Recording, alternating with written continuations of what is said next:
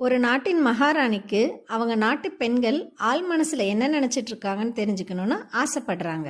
அதற்கான அறிவிப்பு நாடெங்கும் பரவுது.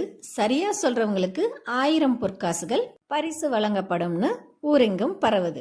இத கேட்ட வாலிபன் எப்படியாவது இந்த 1000 பொற்காசுகளை நம்ம வாங்கிடணும் அப்படின்னு அந்த ஊர்லயே வயசான சூன்யக்கார கிழவி கிட்ட போய் இதற்கான பதில கேக்குறான். அந்த சூன்யக்கார கிழவியோ, இதுக்கான பதில் நான் சொல்றேன், ஆனா அந்த பதிலுக்கு நீ எனக்கு என்ன தருவேன்னு அந்த வாலிபனை பார்த்து கேட்க, அந்த வாலிபனோ நீ எது கேட்டாலும் நான் உனக்கு தரேன்னு சொல்றான். அந்த பதில தெரிஞ்சுக்கிட்டு அவனும் 1000 பொற்காசுகள் பரிசு வாங்கிட்டு வரான். இப்போ அந்த சூன்யக்கார கிழவிக்கு என்ன வேணும்னு கேட்க, அந்த சூன்யக்கார கிழவியோ நீ என்ன கல்யாணம் பண்ணிக்கோன்னு சொல்றா. கல்யாணமும் நடக்குது.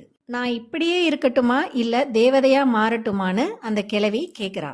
பெண்கள் ஆள் மனசுல நினைச்சதும் இந்த கேள்விக்கான பதிலும் ஒண்ணுதான். தெரிஞ்சா என்னன்னு கமெண்ட் பண்ணுங்க.